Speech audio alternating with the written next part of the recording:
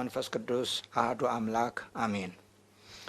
አምላካችን እግዚአብሔር በምሕረትህ በቸርነትህ በአባትነት ፍቅርህ በጥባቆትህና በመግቦትህ በዚህ አስቸጋሪ በሆነ ጊዜ እየጠበቅከን እየተንከባከብከን በዚህ ሰዓት እንድንደርስ ስላረከንና ስራችንም በተረጋጋ መልክ እንድንሰራ ስለረዳህን ስለተንከባከብከን ክብር ምስጋና ውዳሴ ላንተ ይሁንልን።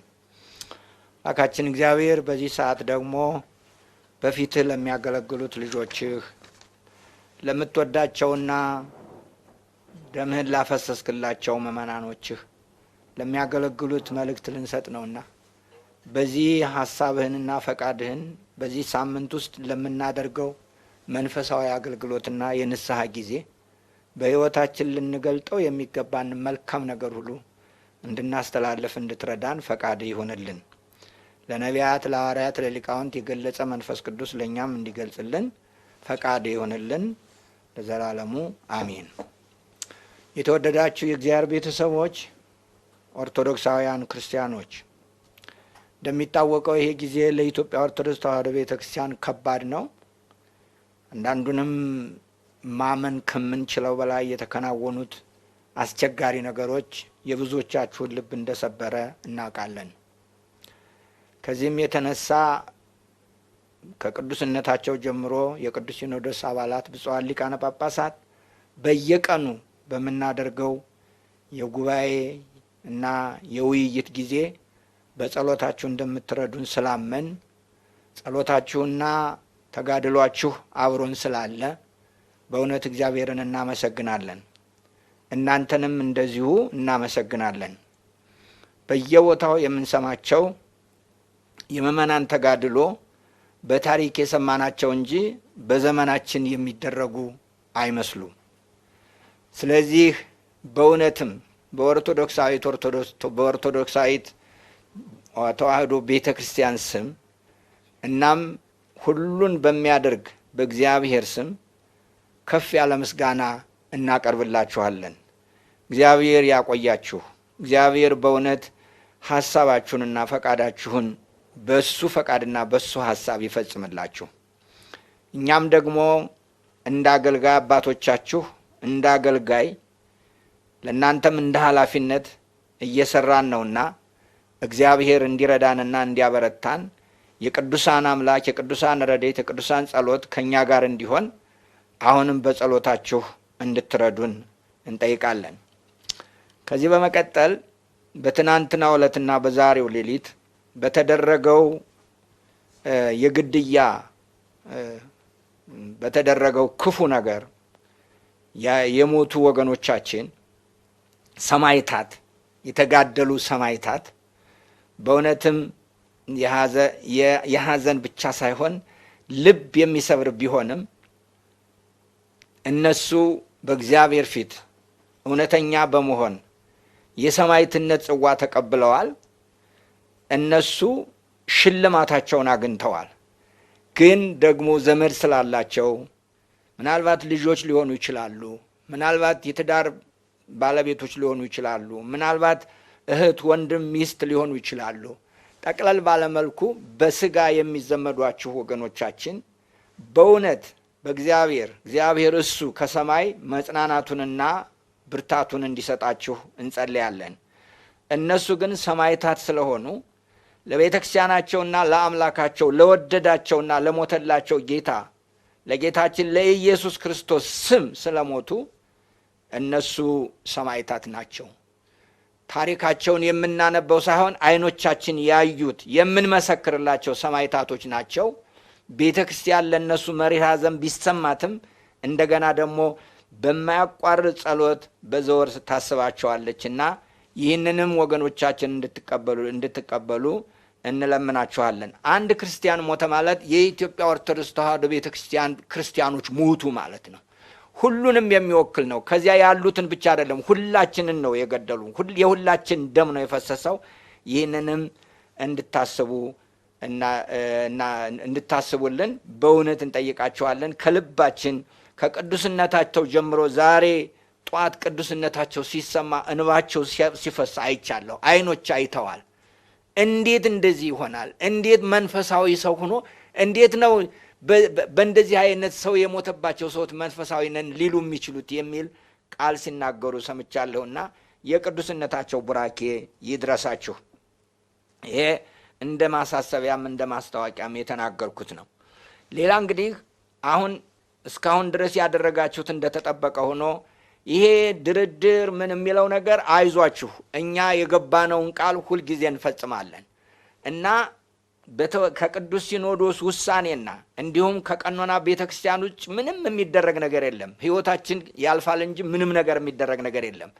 እናንተ እኛ የምንነግራችሁን ብቻ እንድትከታተሉ አደራ እንላለን። አሁን በሚከተለው መልክ ፕሮግራሙን ስነግራችሁ ምን እንደምታደርጉ 3 ነገሮች ብቻ ልንገራችሁ። አንደኛ ይዛችኋቸው የምትመጡ ወደ ቤተክርስቲያን ስትመጡ የምትይዟቸው ዕቃዎች ወይም ደግሞ ሀብታት የጸሎት መጽሐፍ ቅዱስ በቃ። ከዚያ ውጭ ትምህርት ሌላ መፈክር አያስፈልጋችሁም።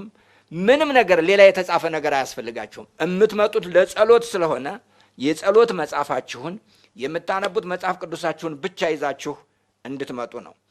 በምግብ ደረጃ ይሄ እንደ አልኮል አይነት ነገር መጠጦች እንደዚህ ከውሃ ወይም ደግሞ ትንሽ ከቀላል መጠጥ በቀር ሌላውን ብትተውት ምንም ነገር እንዳይሆን ብታደርጉ በጣም ደስ ይለናል። እንደገና የምንናገረው አንደበቶቻችን መጾም መቻል አለባቸው። እንደው ዝም ብሎ ምግብ መተው ብቻ አይደለም። አንደበታችን የሚናገረው ምንም አይነት በአንደበታችሁ ክፉ ነገር እንዳይወጣ ስትመጡ፣ ምናልባት ወደ ቤተ ክርስቲያን ስትመጡ ስትወጡ ሰዎች ሊተነኩሷችሁ ይችላሉ። እናንተ ከእግዚአብሔር ጋር ናችሁ። የነነዌን ሰዎች ስታዋቸው ከክፋታቸው ተመለሱ ነው የሚለው። የንስሐ ጊዜ ስለሆነ ይሄንን እንድታደርጉ ነው አደራ የምንለው። ስለዚህ የምትመገቧቸው፣ የምትይዟቸው፣ የምትናገሯቸው ሁሉ የተቀመሙ እውነተኛ ክርስቲያናዊ እንዲሆኑ አደራ እንላለን። ይህን እያረጋችሁ የዚህ የ3ቱ ቀን ፕሮግራም አሁን እነግራችኋለሁ ምን ምን እንደሆነ። በመጀመሪያ በቅዱስ ፓትርያርኩና በብፁዓን አበው ሊቃነ ጳጳሳት የሚከናወኑ በሰርክ መርሃ ግብር ላይ በየአጥቢያ ቤተ ክርስቲያኑ በመገኘት ጸሎተ ምህላን ይመራሉ። በማታው የቤተሰብ ጸሎትም አብረው ይኖራሉ። በጸሎቶቹ ጊዜ ትምህርተ ወንጌል፣ ቃለ ምዕዳን ይሰጣል። የሀገር አቀፍ ወቅታዊ ጉዳይ አስተባባሪ ኮሚቴ ያደረገው ነው። ይሄ የመርሃ ግብሩ ሀገራዊ አፈጻጸም መከታተል ያስፈልጋል። በሀገር አቀፍ ደረጃ የሚተላለፈው መልእክት ተዘጋጅቷል። እሱን እናረጋለን። በዚህ በመርሃ ግብሩ ላይ የሚደረገው የመጀመሪያው ነገር በአጥቢያ ቤተ ክርስቲያን ያላችሁ አገልጋዮች የስብከተ ወንጌል ሁላችሁ በሰርክ በአውደ ምሕረት መርሃ ግብር ላይ አንደኛ የንስሐና የጸሎት ጥቅምን ማስረዳት። የነነዌ ጾም የንስሐ ጾም ነው። የንስሐና የጸሎት ጥቅምን ማስረዳት ያስፈልጋል። ምህላና ሱባኤ የሚያስገኘውን ጥቅም መግለጽ ያስፈልጋል። የነነዌ ሰዎችና የእግዚአብሔር ምሕረት ካለው ወቅታዊ ሁኔታ ጋር በማገናዘብ ማነጻጸር ያስፈልጋል። ፍቅርና አንድነት መስበክ ያስፈልጋል። በፈተና መጽናትና ሰማዕትነት የሚያስገኘውን ክብር መግለጽ ያስፈልጋል። ድምፅ ማሰማት፣ በቤተ ክርስቲያናችን ስርዓት መሰረት መታዘዝ በማስረዳትና የቤተ ክርስቲያንን ድምፅ ማሰማት አስፈላጊነት የሚዳሰሱ ትምህርቶችን በ3 ቀን ውስጥ እንሰጣለን። እነዚህን ሰባካያን የምታስተምሩ ሰዎች አቅም በፈቀደ መጠን ከቤተ ክርስቲያን ቀኖናና ዶግማ ውጭ ምንም ነገር ማድረግ እንዳትችሉ። ቀኖና፣ ዶግማ እና ይህን ስርዓተ ቤተ ክርስቲያንን ምንድን ነው አስፈላጊነቱ አሁን ባለንበት ጊዜ ይህንን ለተከታዩ ማህበረሰብ ማስረዳት ነው።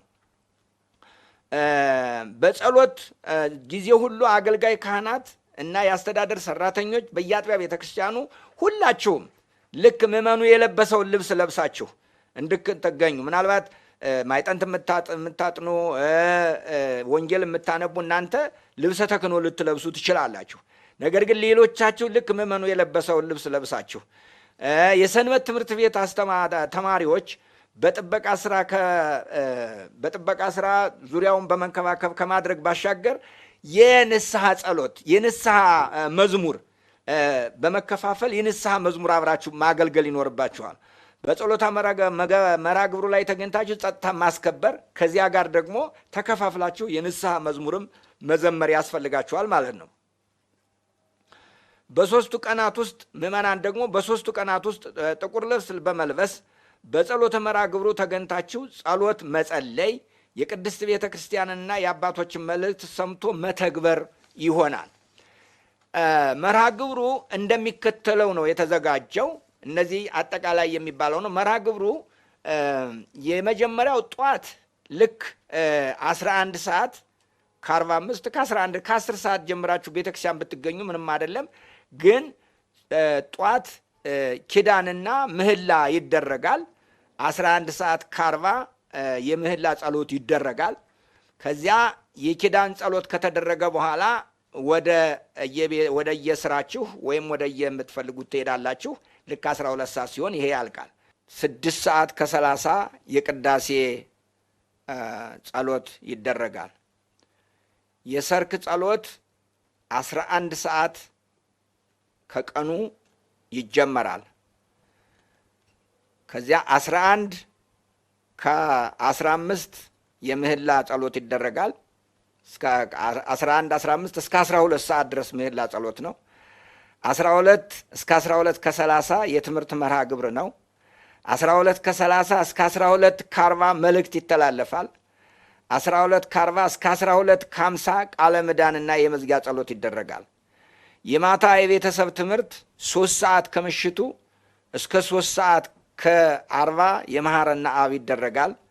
እንደገና 3 ሰዓት ከ40 እስከ 4 ሰዓት ድረስ የትምህርት መርሃ ግብር አለ፣ ማታ ማለት ነው። እንደገና 4 ሰዓት እስከ 4 ሰዓት ከ10 መልእክት አለ። እንደገና 4 ሰዓት ከ10 እስከ 4 ሰዓት ከ20 ቃለ ምዕዳንና የመዝጊያ ጸሎት አለ። የሰባቱ ጊዜያት የጸሎት ጊዜያት በየጸሎቱ ሰዓት ደወል ይደወላል። በየቤተ ክርስቲያኑ የደወል ድምፅ ይሰማል፣ ለ5 ደቂቃ በእያንዳንዱ ማለት ነው። ይሄንን እንድታደርጉ ነው አደራ የምንለው። በእውነት እግዚአብሔር ይህንን የጸሎትና የምህላ ጊዜ የንስሐ ጊዜ አድርጎ ምድሪቱን እንዲያው በንስሐ በምህረት እንዲያጥባት በምህረት እንዲሸፍናት ሁላችሁም የዚህ ጸሎት ተካፋይ እንድትሆኑ አደራ እንላለን። ከዚህ ውጭ ግን በዚህ በጸሎቱ ላይ የተለየ መፈክር ወይም የተለየ ኃይለ ቃል ምን እንዳታደርጉ። እኛ በምትፈልጉት ጊዜ የሚፈለገውን ሰዓት ውጡ በምንላችሁ ጊዜ ትወጣላችሁ። እስካሁን ድረስ ያደረጋችሁት መልካም ነገር እያመሰገን ወደፊትም የቤተ ክርስቲያንን ድምፅ እንድትሰሙ አደራ እንላለን። እስካሁን ያደረጋችሁት ለቤተ ክርስቲያን የሰጣችሁት ለውሳኔው ለቤተ ክርስቲያናችሁ ውሳኔ የሰጣችሁት አክብሮትና ምላሽ እጅግ የሚያስደንቅ ነው። እናመሰግናለን። እግዚአብሔር ያቆያችሁ ያኑራችሁ። በቃ የኢትዮጵያ ኦርቶዶክስ ተዋሕዶ ቤተ ክርስቲያን ሕያው ናት። በቃ ምእመናን አሏት፣ ሕያው ናት። በዚህ እግዚአብሔር እናመሰግናለን፣ እናንተንም እናመሰግናለን። የእግዚአብሔር ጸጋና በረከት ከእናንተ ጋር ይሁንልን። የቅዱሳን ረድኤት በረከት የእመቤታችን የቅድስት ድንግል ማርያም አማላጅነት ከሁላችን ጋር ይሁንልን። ክብርና ምስጋና ለአምላካችን ይሁን ዛሬም ዘወትርም ለዘላለሙ አሜን።